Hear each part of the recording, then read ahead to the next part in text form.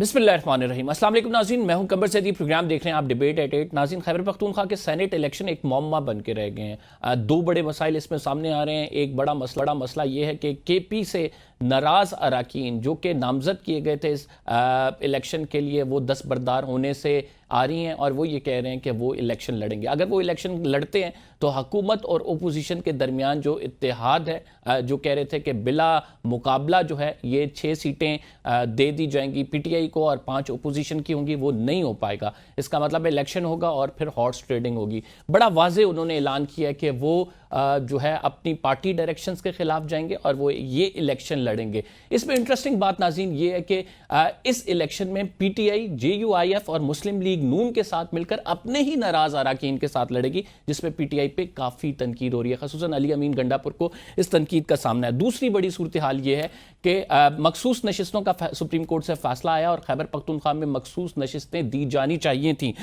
उसका जो है ओथ नहीं लिया जा रहा और केपी असम्बली के जो स्पीकर हैं उन्होंने ये ओथ लेना था। कोर्ट की हदायत आई, ये केस हाई कोर्ट में गया, वहाँ से फैसला आया। लेकिन आज जब इलेक्शन से पहले इस इजलास को बुलाया गया तो ये कोरम ना पूरा होने की वजह से मुलतवी कर दिया गया। इसका मतलब है कि एक तरफ पीटीआई जो ओपोजिशन है उसके साथ मुआहदे में भी गई हुई है, दूसरी तरफ पीटीआई मखसूस नशिस्तों का हल भी नहीं लेने दे रही। तो किस तरफ खड़ी है पीटीआई, आज ये प्रोग्राम में जानने की कोशिश करेंगे।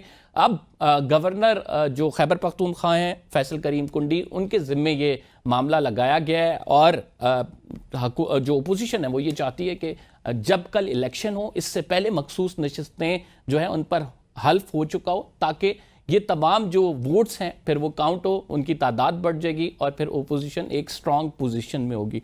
होगा क्या कल ये किसी को नहीं पता। बहरहाल ये तमाम मामला जग हसाई का बायस बन रहा है। लोग जो हैं मजाक उड़ा रहे हैं। एक सेनेट इलेक्शन मजाक बन के रह गया खैबर पख्तूनख्वा पे। इसी पर बात करेंगे। खुर्रम ज़ीशान जो कि एक नाराज़ रुकन है पीटीआई के और वो ये इलेक्शन लड़ना चाहते थे लेकिन पीटीआई की जानिब से उनको टिकट नहीं दिया गया, उनसे बात करेंगे। खुर्रम साहब, बहुत शुक्रिया हमें प्रोग्राम में ज्वाइन करने के लिए। क्या लाए अमल है सर आपका सेनेट इंतखाबात के हवाले से? जी बहुत शुक्रिया। लायामल तो वही है जो आज आपको अपडेट मिल गई होगी। हल्फ भी अरकान से उठाया जा रहा है जो मखसूस नशिस्तों पे ख़वातीन मुंतखब हुई थी, और उसके अलावा कल इलेक्शन है। तो बाकी हमारी ख्वाहिश यही थी कि बिला मुकाबला किसी को भी ना आने दिया जाए। ये रिवायती सियासत और इस चीज़ों के खिलाफ हमारी आवाज़ थी। बाकी इलेक्शन हो रहा है तो इलेक्शन होगा। मैंने कल भी कह दिया था कि मैं दस्तबरदार नहीं हूँगा और बेशक आप पार्टी का फैसला है तो मुझे कोई भी वोट ना दे, इसमें कोई जो है तो हमें वो नहीं था। हमारा बेसिक मुतालबा ये था कि वो लोग जो खान साहब जिनसे बात नहीं करना चाहते, हम उनके साथ कैसे सीट एडजस्टमेंट कर सकते हैं। तो ये बुनियादी नुकता था। तो अगर इलेक्शन हो रहा है तो बस इलेक्शन कल हो जाएगा और दूध का दूध पानी का पानी हो जाएगा। तो आप लोग इमरान खान साहब की हिदायत के बरअक्स क्यों पार्टिसिपेट करें? अगर इमरान खान साहब की जानिब से 6 नाम दिए गए हैं, उसमें आपका नाम नहीं है, तो और आपकी पार्टी ने सियासी कमेटी को, ज़ाहिर बात है इमरान खान साहब की जानिब से गो एड हासिल है, उनको इमरान खान साहब की तायीद हासिल है, तो क्यों जा रहे हैं इमरान खान साहब की डायरेक्शंस के बरअक्स? हम तो इमरान खान की डायरेक्शन के अगेंस्ट जा ही नहीं रहे। मैंने तो आपको यही कहा है कि मैंने तो कल से मैं कहता आ रहा हूँ सबको, मैं एमपीएस को मैसेज कर चुका हूँ कि हमें कोई वोट देने की जरूरत नहीं है। जो खान साहब ने कह दिया उसी पे अमल करें। लेकिन सीट एडजस्टमेंट के हम खिलाफ थे और हैं। इलेक्शन हम चाहते थे कि हो, ताकि पता चले दूध का दूध पानी का पानी हो, और इलेक्शन हो रहा है तो वेल एंड गुड, कोई इसमें इख्तिलाफ वाली बात ही नहीं है। इस तमाम मामले में ज़ाहिर बात है आपकी पार्टी की जो एक अंदर से रिफ्ट है वो तमाम वाजे हो रही है। ओपोजिशन इसका मजाक उड़ा रही है कि आप लोग खुद ही मुत्तहिद नहीं है, फिर आप 5 अगस्त की तहरीक चलाने की बात करते हैं। डोंट यू थिंक पार्टी के कॉज को इससे नुकसान होगा? बिल्कुल नहीं। ये बहुत बड़ी पार्टी है, जमहूरी पार्टी है, पढ़े लिखे लोगों की पार्टी है। और ये जो आपने कहा मजाक उड़ा रहे हैं, मजाक तो उनका उड़ रहा है। एक पार्टी ऐसी है पाकिस्तान में जहां पे लोग जांच पड़ताल करते हैं अपने उम्मीदवारों की, पूछते हैं कि ये मेरिट पे हुआ है या नहीं हुआ। इनकी पार्टीज में से कोई एक का बात सुनी है आपने जिस मर्जी को इन्होंने टिकट उठाकर दे दिया और वो चुप करके भेड़ बकरियों की तरह पूरी पार्टी खामोशी से उसके पीछे लग गई। तो मजाक तो इन लोगों ने अपना बनाया हुआ है। बट सेड दे आर पूरी वेरी पार्टी स्ट्रिक्ट में तो about party discipline as well. मतलब हमने नहीं देखा कि अगर नवाज शरीफ या जरदारी साहब ने कोई डायरेक्शंस दी हो उसके अगेंस्ट कोई जाए और फिर वो पार्टी में भी रहे।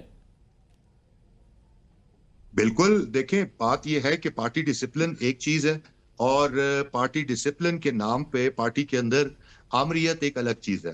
किसी की जुर्रत है उन पार्टीज में अपने नवाज शरीफ या मरियम नवाज या पीपल्स पार्टी में जरदारी के फैसले के खिलाफ जाने की, किसी की जुर्रत ही नहीं है। ये जमहूरियत पार्टीज के अंदर जब तक नहीं होगी, हमारा पाकिस्तान का पॉलिटिकल सिस्टम ठीक नहीं हो सकता। पीटीआई लीड कर रही है इसको, तो इस बात की तो दाद देनी चाहिए।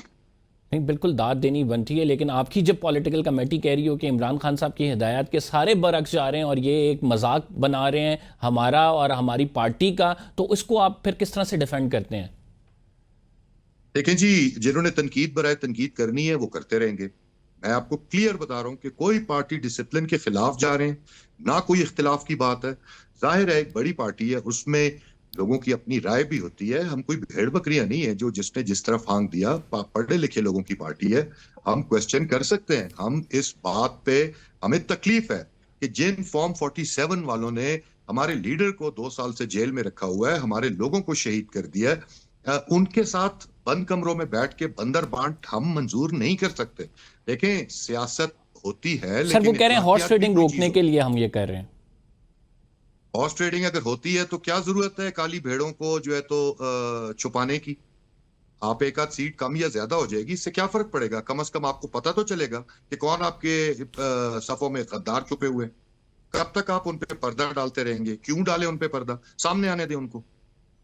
तो तादीबी कार्रवाई अगर आप लोगों के अगेंस्ट होती है तो फिर क्या करेंगे? जरूर करें, जरूर करें, बिल्कुल। अगर मेरा सूल पे खड़े होने पे, नजरिए पे खड़े होने पे तादीबी कार्रवाई करना चाहते हैं तो जरूर करें। कल नहीं, आज करें, आज नहीं अभी करें। मैं इंतजार में हूं, जरूर करें। तो खान साहब से मुलाकात की कोई कोशिश करेंगे? और जो खान साहब का ये बताया जा रहा है कि खान साहब को इस फैसले की हमायत है, इस हवाले से आप क्या कहते हैं? खान साहब को इस फैसले की हमायत का तो मुझे पता नहीं है, ठीक है। इसलिए कि अगर खान साहब की इस फैसले की हमायत होती, खान साहब अपनी ट्वीट में ये बात जरूर मेंशन करते। और जो होगा कल परसों खान साहब से मुलाकात हो जाएगी, सामने आ जाएगी, चीज क्लियर हो जाएगी। और इसमें तो कोई ऐसी बात नहीं है। हमने तो ये नहीं कहा कि आप उन 4 लोगों को हटा के कहीं मेरा नाम डाल दें, बिल्कुल नहीं कहा। हम तो कहते हैं इलेक्शन हो। ये आपने बड़ी इसमें इंपॉर्टेंट तो कोई बात ऐसी की बात है। ही नहीं है। आपने बड़ी इंपॉर्टेंट बात की है कि असूल पे खड़े हुए हैं और इनको खुला मैदान हमने नहीं देना। तो कौन है आपकी पार्टी में से ऐसा जो कि खुला मैदान दे रहा है और आपको जो चीज़ें बज़ाहिर होती हुई नज़र आ रही हैं वो जो ओपोजिशन के साथ मिलकर रोल प्ले कर रहा है, कौन है ऐसा? देखें जी, सियासी कमेटी ने जो फैसला किया है ये पार्टी के अंदर की बात है, लेकिन जाहिर है सब सारी दुनिया को पता है कौन कर रहा है। इसमें आपके वजीर आला हैं, गंडापुर साहब हैं, आई थिंक कि शायद शेख वकास साहब भी होंगे, 2-4 लोग और होंगे। मेरा राब्ता नहीं है किसी से, लेकिन यही चीजों को लीड कर रहे हैं। तो शायद उनकी होगी कोई कहीं पे ये बात कि शायद हमारे कोई एमपीएस बिक जाए।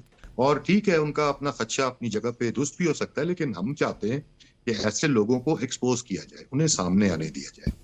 आप समझते हैं कि अली अमीन गंडापुर साहब या शेख वकास अकरम साहब पार्टी को नुकसान पहुंचा रहे हैं?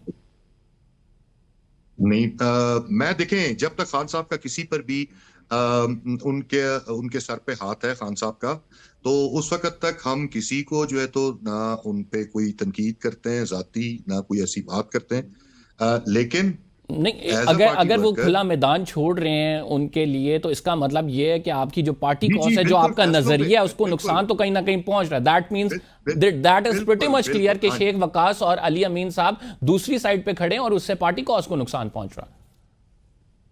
देखें अगर कोई फैसला हमें गलत लगा है तो ही हम उसके खिलाफ खड़े हुए ना, ठीक है। तो हमें लगता है कि पार्टी को नुकसान होगा इससे, तो हम इसलिए खड़े हुए। पार्टी को नुकसान इन द सेंस कि आपके नजरिए को, आपके जो उसूल हैं, आप जिस जिस सिस्टम के खिलाफ आप जंग लड़ रहे हैं, आप उसी सिस्टम में कैसे, उसी सिस्टम का वही हथकंडे आप कैसे यूज कर सकते हैं, इस चीज पे हमें एतराज था।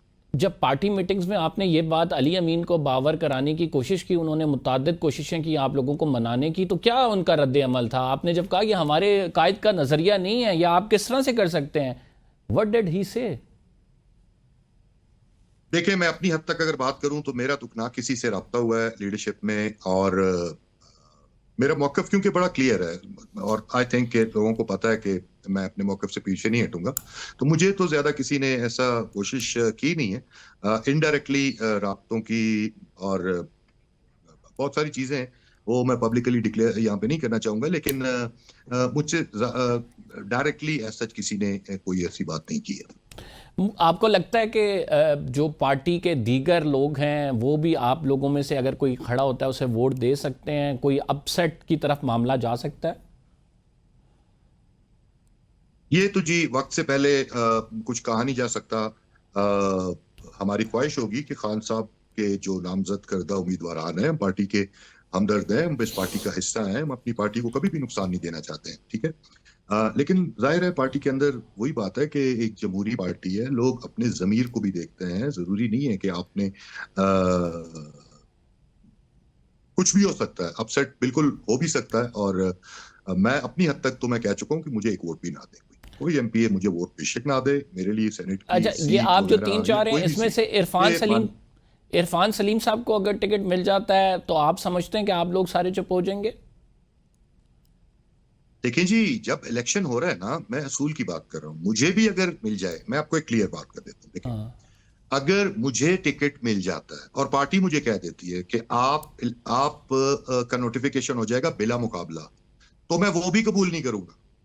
हमारा हमारा मौकफ है ही यही कि हमें इलेक्शन चाहिए, ठीक है। हम बिला मुकाबला की ये जो बंदर बांट होती है ना, इसके खिलाफ। अच्छा, तो मुझे तो कोई इंटरेस्ट नहीं है सीट वगैरह में, जिसमें जो मर्जी इलेक्ट हो जाए आ जाए, हजार दफा है, कोई ऐसी बात नहीं। मिर्ज़ा अफरीदी साहब को जो टिकट दिया गया है, बतौर पार्टी कारकुन आप किस तरह से इसको देखते हैं? किसको टिकट दिया गया जी? मिर्ज़ा अफरीदी साहब।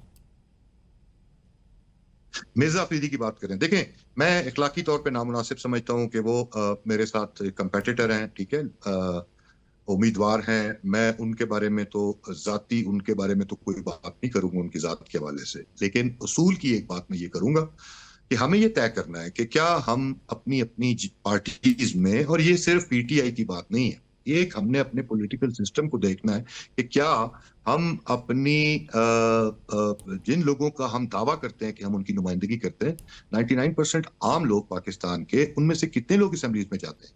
ठीक है, अब हमारी पार्टी ने इनिशिएटिव लिया, माशाल्लाह नौजवान भी आए, मिडिल क्लास के लोग आए, यंग बच्चे आए असेंबलीज में, और आहिस्ता आहिस्ता ग्रूम होते जा रहे हैं, वो सिस्टम के अंदर बढ़ते जा रहे हैं। लेकिन हमें देखना है, हमें ये फैसला करना होगा कि हमने यही सरमायादारों का एलीट क्लब बना के रखना है इसे, या इन्हें हमें इस्तेमाल करना है आम लोगों की आवाज ऑन द कॉन्ट्रेरी साइड, मिशाल यूसुफजई को जो मिला है, जो दो के वो एक जो उनका बैकग्राउंड है वह हम्बल बैकग्राउंड से बिलोंग करती हैं, वकील हैं, लेकिन उन पे भी एतराज़ात हो रहे हैं कि उनको भी मेरिट पे नहीं मिला। What do you think? देखें, मैं तो बिल्कुल किसी पे कमेंट नहीं करूंगा। मैंने आपसे पहले भी कह दिया कि जो जिस लिस्ट में मैं खुद उम्मीदवार था ना, वो भी अगर खान साहब ने नाम दे दिए तो मुझे उस पे एतराज नहीं है कि मेरा नाम क्यों नहीं है। इट डजेंट मैटर, ठीक है, खान साहब ने नाम दे दिए, फाइन। हमारा बेसिक बात ये थी कि हमने इलेक्शन में जाना है, वो बात हो रही है, बाकी लेकिन जो भी जिशान हो, साहब, कोई यहाँ भी पे आपका जो तो नजरिया है, जो उससे पार्टी वर्कर का नजरिया है, उसको मैं जरूर रिप्रेजेंट करने की कोशिश करूंगा और आपसे सवाल भी करूंगा। आप नजरिया रखते हैं कि हमें इलेक्शन में जाना चाहिए, आपकी पार्टी इसके बरक्स फैसला करती है कि हमने इत्तेहाद करना है, और वो फिर आप लोगों के खिलाफ ही इलेक्शन लड़ते हैं। कहां गया पार्टी का नजरिया? फिर आप नजरिया रखते हैं कि मेरिट पर टिकट मिलना चाहिए, कारकुन को टिकट मिलना चाहिए जो कुर्बानी देता है। आपके लीडर जेल से हदायत दे के ऐसे लोगों का नाम शामिल करते हैं जिनसे आपकी पार्टी के खुद लोग कह रहे हैं कि वो मेरिट पे पूरा नहीं उतरते हैं। तो ना ही आपकी पार्टी की क़यादत, ना ही आपकी पार्टी के लीडर उस नजरिए के साथ खड़े हैं जिस नजरिए की कारकुन बात कर रहा है। अच्छा, पार्टी की आदत को आप एक साइड पे कर दें, ठीक है, एक साइड पे कर दें। क्यों? उसकी वजह ये है कि पार्टी पीटीआई, ये इसमें सिर्फ दो ही स्टेक होल्डर्स हैं, एक है इमरान खान, दूसरा है उसका वर्कर। आपने देखा पीटीआई से बड़े बड़े लोग, बड़े बड़े नाम, जिनका लोग कहते थे कि पता नहीं ये चले जाएंगे तो पीटीआई का क्या होगा, चले गए, पार्टी खड़ी है अपनी जगह पे। बिल्कुल मजबूत खड़ी है, पाकिस्तान की सबसे बड़ी पार्टी है, 8 फरवरी को प्रूव की है और चैलेंज है, कल इलेक्शन करवा लें, 8 फरवरी से भी बड़ा मैंडेट लेगी पार्टी। ठीक है। अच्छा, जहां तक खान साहब की बात है, खान साहब ने ही तो ये सबक हमें सिखाया है, उन्हीं ने तो ये नजरिया हमारे दिलों में डाला है, तो वो कभी भी अपने नजरिए पे समझौता नहीं कर सकते, ठीक। उसूल पे समझौता नहीं कर सकते, किसी भी सूरत में नहीं कर सकते। हाँ, वो जेल में उन तक महदूद मालूमात जाती हैं, ठीक। उनकी रसाई नहीं है बाहर क्या हो रहा है, और वो क्या कहते हैं उसमें भी बड़े, आपको पता है कि बड़े शिकूक-बात है। जी thank you very much sir, हमारे साथ आप मौजूद थे, अपनी राय रहे थे। नाज़रीन, हमने प्रोग्राम में एक छोटा सा ब्रेक लेना है। We will be right back after this short break, आप कहीं मत जाइएगा। वेलकम बैक नाज़रीन, हमारे साथ सीनियर सियासतदान फवाद चौधरी साहब मौजूद हैं। बहुत शुक्रिया फवाद साहब हमें प्रोग्राम में ज्वाइन करने के लिए। खैबर पख्तूनख्वा में क्या हो रहा है? अगर पीटीआई की ये अंडरस्टैंडिंग है कि उन्होंने अपोजिशन के साथ मिलकर जो है वो सीट एडजस्टमेंट कर लिया, इसके बाद फिर वो क्यों मखसूस नशिस्तों के हल बर्दारी वाले मामले पर आज केपी असम्बली का इजलास जो है वो मुलतवी कर दिया गया? क्या ये डबल गेम खेली जा रही है? जाहिर है, देखिए, एक तो जाहिर है वो एहतजाज करना चाह रहे हैं, जो गलत फैसला हुआ है उसको मुकम्मल रजिस्ट करना की एक बात है, अपने जो कारकुन हैं उसको भी बताने की एक सही है, कोशिश है कि हम इसको नहीं मान, और I think it's more of a symbolic जो है वो चीज है। बाकी जाहिर है, आपने देखा ही है कि छुट्टी चीफ जस्टिस साहब ने ये केस लगा दिया है, यानी जबरी गुमशुदगियां हो जाएं, लोगों को उठ जाएं, उस वक्त तो चीफ जस्टिस साहबान जो हैं उनको ये नहीं होता कि बड़ी कोई अर्जेंसी है, लेकिन इस मौके के ऊपर उन्होंने सोचा कि इंसाफ छुट्टी के दिन भी होना चाहिए, और आपने देखा ही है रात 12 बजे जब अदालतें खुलती हैं, ये सारे मामला आपके सामने। तो अब क्या होगा? व्हाट डू यू थिंक कि अगर इलेक्शन होता है कल, क्या जो पीटीआई के नाराज अरकान हैं वो कोई सरप्राइज दे सकते हैं? इलेक्शन में तो ज़ाहिर बात है जाना है, वो दस्तबरदार नहीं हो रहे। डू यू थिंक कि ये पार्टी का अपना प्लान भी हो सकता है या नहीं? अब अली अमीन के खिलाफ लोग खड़े हुए हैं और वो किसी भी सूरत कॉम्प्रोमाइज़ करने को तैयार नहीं है। नहीं, पार्टी का अपना प्लान तो खैर बिल्कुल भी नहीं है। पार्टी इतनी होशियार होती तो क्या चाहिए था। सिंपल बात है, ये जो पीटीआई के वर्कर्स हैं उनकी एक रेजिस्टेंस है स्टेटस को के खिलाफ। वहां पे लोगों ने बड़ी कुर्बानियां दी हैं, पूरे पाकिस्तान में ही जुल्म और जबर के खिलाफ वो खड़े हुए हैं, लड़े हैं। वो समझते हैं कि कोई भी ऐसा तासुर नहीं देना चाहिए जिससे कि लगे कि कोई मामला जो हैं वो कोई कंप्रोमाइज की तरफ जा रहे हैं। और ये भी तो आप देखिए ना, बड़ी हैरानकुन बात है कि इमरान खान की रिलीज के लिए नून लीग, पीपल्स पार्टी, जेयूआई से बात करना तरीके इंसाफ समझती है। खुद एक्चुअली खान साहब भी कहते हैं कि जी बड़ी ये तो होगा ही नहीं, बिल्कुल हाँ हम इनसे बात नहीं करेंगे। और सेनेट की सीटों के लिए पीटीआई जो है वो हाथ बांध के सबके ड्राइंग रूमों के सामने खड़ी है। ये तो मुनाफिकत की एक इंतहा है जो हम देख रहे हैं। और अनफॉर्चुनेटली इनका नैरेटिव के ऊपर कोई कंट्रोल नहीं है।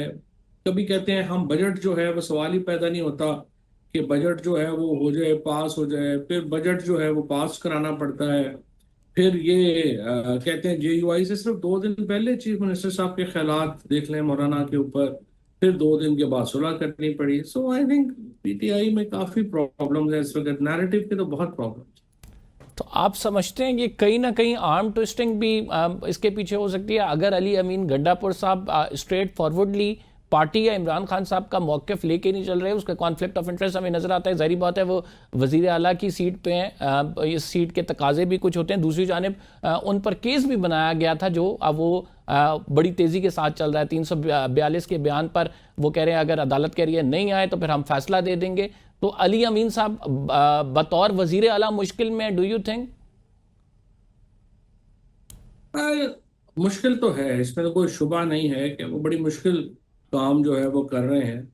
लेकिन अनफॉर्चुनेटली इस वक्त की सिचुएशन ये है कि ना तो वो पीटीआई को संभाल सके हैं और ना ही कोई हुकूमती हलकों में या एस्टेब्लिशमेंट में अपनी पजीराई करा पाए।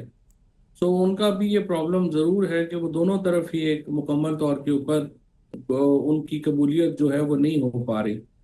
ये एक आप समझ लें कि मुश्किल काम था। मैं आई कैन इमेजिन कि ये आसान नहीं था, क्योंकि उनको जो वफा के तकाजे हैं वो इधर भी निभाने हैं और उधर आपकी जॉब के तकाजे हैं वो भी आपने निभाने हैं, तो दोनों एक बड़े मुश्किल काम है। IMS से जो अली अमीन के जिम्मे है, और उसको निभाने में कामयाब नहीं हो पा रहे। अब अली अमीन साहब और शेख वकास के खिलाफ बाकायदा पार्टी में राय पाई जा रही है। वही सोशल मीडिया जो इनके गुण गाता था वो आज इनके खिलाफ लगा हुआ। किस तरह से सरवाइव करेंगे अली अमीन की ये हुकूमत? नहीं, सरवाइव करना मुश्किल होता जा रहा है। और जो ही ये फैसला कर लिया मौलाना फजलुर रहमान ने और शहबाज शरीफ साहब ने कि हमने खैबर पख्तूनख्वा में हुकूमत को बदलना है, मुश्किल हो जाएगा अली अमीन। अगर जब वो कहते नहीं है कि मैं कोई मसला नहीं, मैं काबू कर लूंगा, ये हो जाएगा वो हो जाएगा, लेकिन आमतौर पे जो आदमी सीट पे होता है उसको सबसे आखिर में पता चलता है कि जो सीट है, कुर्सी है, वो तो खिसक गई है। तो अली अमीन को भी अगर उन्होंने बदलने का फैसला कर लिया, और आई थिंक ये जो पहला स्टोन है ये उन्होंने फेंक दिया है, जहाँ पे आपने बिला मुकाबला लोगों को मुंतखब कराया, इसके नतीजे में पार्टी के अंदर दरार और बड़ी है। अब मिर्जा अफरीदी जो थे, ठीक है, हर पार्टी को पैसे वाले लोग चाहिए होते हैं, हर पार्टी को फंडिंग की भी जरूरत है, लेकिन इतने नेकेड तो नहीं हुआ जाता। अब दूसरी स्टोरी वो आई हुई है आज, वो जो शंदाना गुलजार लेके चली गई है। इस तरह से अगर आपने पैसों का खेल खेलना है तो देखें, ये तो नहीं फिर काबिल कबूल। लोग जो हैं वो, उन्होंने यहाँ तो लोगों की जानें चली गई हैं, लोगों ने जुल्म बर्दाश्त किए हैं, तकलीफें बर्दाश्त की हैं, वो इसलिए तो नहीं की कि दो चार लोग जो हैं वो अरबपति हो जाएं या करोड़पति हो जाएं। इस तमाम मामले में सेनेट की तकसीम के मामले में जो सियासी कमेटी है वो कहती है इमरान खान साहब की ही तजवीज़ करदा नाम है। तो खान साहब ने क्यों तजवीज़ किए वही नाम जो उन्हें पता था कि जैसे कि शेर अफजल मरवत साहब कहते हैं कि मिर्ज़ा अफरीदी जो देगें देता था, तो इस वजह से शिबली फराज ने ये बताया और इस वजह से उनके खान साहब ने नामजदगी कर दी। क्यों की खान साहब ने ये नामजदगी? देखिए, बात यह है कि मैं तो चूंकि प्रोसेस का हिस्सा रहा हूँ बड़ा अरसा, इस वक्त आप देखें ना, एक आदमी जेल में है, उनके पास कोई इंडिपेंडेंट इंफॉर्मेशन नहीं है, उनके पास कोई चीजें जो है वो नहीं आ पहुंच रही। उनको जाके आप कह देंगे कि जी ये कर दें, वो कहेंगे ठीक है कर लो। इसमें उनका क्या इनपुट हो सकता है? कौन सा थॉट प्रोसेस इमरान खान ने इसके पीछे दिया होगा? या क्या आपके ख्याल में ये इमरान खान 2 साल से जिस किस्म की जेल सह रहे हैं, जिस किस्म की जुल्म उन पे हो रहे हैं, उसके बाद आपका क्या ख्याल है कि वो सेनेट की सीटों के बारे में सोच रहे होंगे? मेरा नहीं ख्याल कि इमरान खान इस पोजीशन में है इस वक्त कि वो इतने छोटे फैसलों के ऊपर जो है वो गौर कर रहे होंगे। उन्होंने तो एक बड़े, इस वक्त जो पॉलिटिक्स है वो देखनी है, उसके ऊपर जो है वो गौर करेंगे कि क्या करना चाहिए क्या नहीं करना चाहिए। चौधरी साहब एक छोटा सा ब्रेक ले रहे हैं। We will be right back after this short break. नाज़रीन जाइएगा। वेलकम बैक नाज़रीन। चौधरी फवाद हुसैन साहब हमारे साथ मौजूद हैं। चौधरी साहब, बात हो रही थी कि क्या अली अमीन साहब की जो हुकूमत है इसकी तब्दीली हो सकती है। मौलाना साहब ने पहले इसकी तरफ इशारा दिया था, अब आप कह रहे हैं कि ऐसी स्टेप बाय स्टेप प्रोसेस हो रहे हैं। आप समझते हैं कि पीटीआई के अंदर से ही रेजिस्टेंस आके ये तब्दीली कर सकती है? क्योंकि अब पार्टी क़यादत और कारकुनान दो आमने सामने हमें नज़र आ रही हैं पार्टियां। नहीं, केपी में तो बहुत ज्यादा रिफ्ट है इस वक्त। ये भी अली अमीन साहब को चाहिए था कि रिफ्ट को कम करते, वो उसमें भी कामयाब नहीं होते नजर आ रहे। और अब मेरे ख्याल में बिल्कुल वाजह है कि वहाँ पे ग्रुपिंग बहुत बढ़ गई है, और तैमूर झगड़ा हो, आतिफ हो, जुनेद हो, इवन असद कैसर हो, ये लोग जो हैं वो अली अमीन गंडापुर के साथ कंफर्टेबल नहीं है।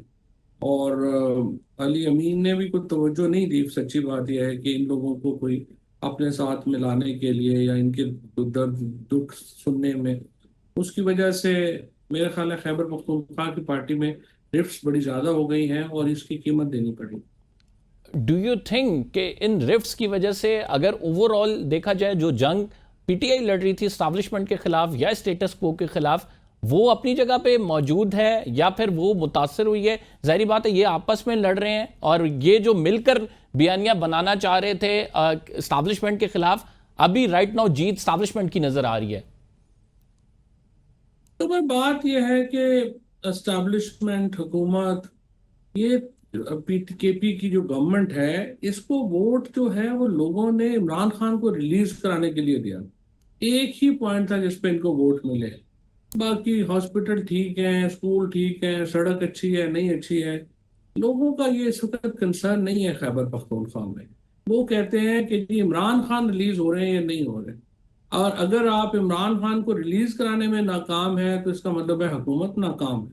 It's as simple as that. So जाहिर है कि हुकूमत कामयाब नहीं हुई, और जब कामयाब नहीं हुई, हर नाकामी की फिर अपनी प्राइस होती है। आप क्या समझते हैं कि 5 अगस्त की जो तहरीक है, जो कहा जा रहा है इमरान खान साहब की जानिब से कि 5 अगस्त को एक बड़ा दिन होगा, कोई ना कोई अपसेट हो सकता है, कारकुनान बाहर निकलें, ये तो सेनेट इलेक्शन में बहुत सारी चीज़ें एक्सपोज हो गई हैं, तहरीक क्या चलनी है? देखिए, अगर तो इमरान खान के बेटे जो हैं वो अगर आते हैं 5 अगस्त को, फिर तो ये एक बहुत बड़ा स्पैनर होगा पॉलिटिक्स के अंदर, क्योंकि उनको लेने तो लाखों लोग पहुंचेंगे एयरपोर्ट के ऊपर। लेकिन अगर वो नहीं आते और आप समझते हैं कि ये लीडरशिप तरीक चला लेगी, तो देखिए इनसे तो नहीं चल सकता। इनकी कैपेसिटी नहीं है, इनका कुछ उनको पता पता नहीं है क्या करना है क्या नहीं करना। तो ये मेरा नहीं ख्याल कि ये लोग किसी तरीके से भी तहरीक चलाने की अहलियत रखते हैं। हाँ, खान साहब के बेटे आते हैं, फिर जाहिर है कि एक सूरत हाल बिल्कुल मुख्तलिफ है। तो उस पर आपका क्या मौक़िफ़ है कि वो आ पाएंगे, वो तहरीक चला पाएंगे, एक सेटबैक हो सकेगा, या अपेरेंटली आपको ये नज़र नहीं आता होता हुआ? अब मुझे पता नहीं है, सच्ची बात है, मेरा राब्ता नहीं है। बुध जुमेरात को उन्होंने पहुंचना है अमेरिका, जहाँ पे मुझे पता चला है। तो अब वो पहुंचेंगे वहां, तो फिर अगला पता चलेगा कि वो क्या यहाँ का प्लान है या वहां पे क्या कर रहे हैं। तो जाहिर है वो तो वही बता सकते हैं। चौधरी साहब, अमेरिका की बात की, हमारे सामने स्टोरीज़ भी आई, इस पर काफ़ी डिस्कशंस भी हुई कि जो खान साहब वाला मामला है इसको रिजॉल्व करने का कहा गया, वहाँ से कोई इशारा आया। डू यू थिंक कि ऐसी बात कोई ना कोई कहीं ना कहीं किसी लेवल पर चल रही है? क्योंकि ज़ाहिर बात है अमेरिकन वोटर्स जो हैं जिन्होंने ट्रंप को वोट दिया, वो इसी बुनियाद पर दिया था कि खान साहब की रिहाई के हवाले से। हम प्रेशर्स की बात करते रहे कि अब होगा, अब प्रेशर आएगा, अब प्रेशर आएगा, वो प्रेशर आएगा भी या नहीं? फवाद चौधरी साहब क्या समझते हैं?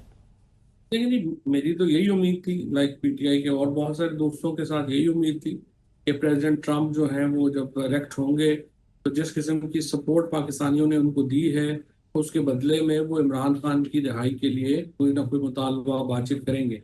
लेकिन अनफॉर्चुनेटली ऐसा कुछ हुआ नहीं, और अब अभी तक कुछ नजर भी नहीं आ रहा। तो वी आप डोंट नो व्हाइट हाउस की जो है नहीं, वो वो अब जो क्या खबरें सोच। आई थी कि फील्ड मार्शल साहब की मुलाकात हुई है और उसमें कहा गया कि आप कुछ ना कुछ इस मामले को रिजॉल्व करें, डू यू थिंक कि ऐसा हुआ होगा? आपकी अपनी कोई इन्फॉर्मेशन है इस हवाले से? नहीं, मेरी को इन्फॉर्मेशन है, लेकिन मेरा ख्याल है कि अगर कहा गया होता तो होता। President Trump is not someone जो कि बात करके भूल जाएंगे। वो आपने देखा ही है, वो तो बार बार बात करते हैं। अगर एक बात करें तो इंडियन प्राइम मिनिस्टर की तो उन्होंने जिस तरह से आपने देखे हैं कि उसका तो खच्चर नचर कर दिया। सो प्रेसिडेंट ट्रम्प एक बात बहुत दफा रिपीट करते हैं, उनकी आदत है। और अगर होता तो वो इसको पब्लिकली भी एक्सप्रेस करते हैं। इमरान खान की तरह प्रेसिडेंट ट्रम्प का भी ये कहना कि वो बात को छुपा के रखेंगे, काफी मुश्किल। वो तो रिहाई तो प्रॉब्लम नहीं है, प्रॉब्लम तो ये है कि जो उनका स्टांस है कि डेमोक्रेसी होनी चाहिए, अवाम को पास फैसलों का हक होना चाहिए, पाकिस्तान में शफाफ इलेक्शन होने चाहिए, ये जो चीजें हैं सर, ये और इस्टेब्लिशमेंट को सियासत में उनका किरदार नहीं होना चाहिए। देखिए, ये एक स्टांस है जिसकी कामयाबी जो है वो इमरान खान की कामयाबी होगी।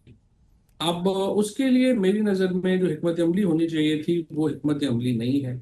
आपने पॉलिटिकल पार्टीज के साथ जो पोजीशन है, आपने अलायंस नहीं बनाया, आप इंटरनेशनल प्रेशर नहीं बना सके, आप नेशनल प्रेशर नहीं बना सके, आप बॉडीज को साथ नहीं लेके जा सके, और ऐसे लोग लगा दिए गए पार्टी के अंदर जिनकी कोई कीमत ही नहीं है। यानी मैं हैरान हूं कि ऐसे लोगों को खान साहब ने चुना है कि जिनके घर वाले भी शायद अपने फैसले में उनको शामिल ना करते हो, और उनको इतनी बड़ी पार्टी के फैसले सौंप दिए जिसके नतीजे में पार्टी बैठ गई है। फिर दूसरा जो प्रॉब्लम है कि रिहाई की जो तहरीक है वो खानदान ने लीड करनी थी। अलीमा बीबी ने बातें गुफ्तगू बहुत की, लेकिन देखें ना, उन्होंने कुछ प्रैक्टिकल नहीं किया। नुसरत भुट्टो ने जब कदाफी स्टेडियम में उनको डंडे पड़े थे, वो अकेली थी कि कब पार्टी के लोग उनके साथ थे। सोम नवाज की जब गाड़ी उठा ली गई थी, उस वक्त सारी पार्टी छोड़ के नवाज शरीफ को जा चुकी थी।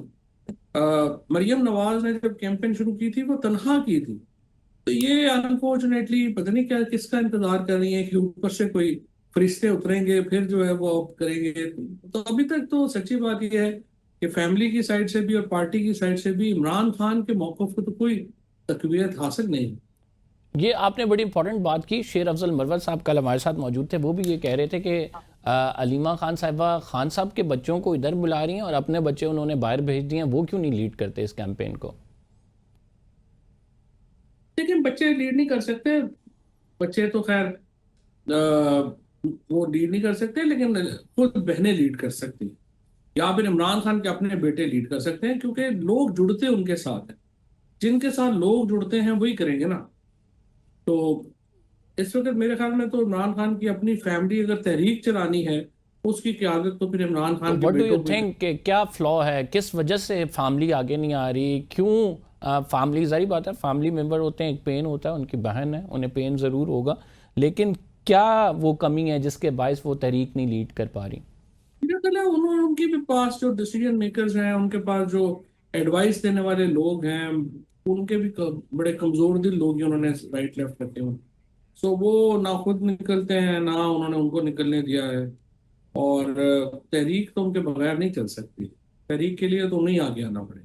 लेकिन ये भी है ना कि फैमिली आगे आगे आ जाए, पीछे क़यादत ही ना खड़ी हो, पीछे उस तरह से, ना वो भी तो एक बड़ा ना मसला है ना। नहीं तो ना खड़ी हो, नए लोग आ जाएंगे। जवाहरलाल नेहरू जब गिरफ्तार थे, उनकी बहनें, उनकी वालदा, उनकी बेगम निकली थी, कोई पार्टी साथ नहीं थी। बाद में सारे लोग जुड़ गए। नुसरत भुट्टो निकली थी, कोई पार्टी साथ नहीं थी। बेनजीर भुट्टो ने अकेले जदोजहद शुरू की थी। कलसूम नवाज ने अकेले जदोजहद की थी।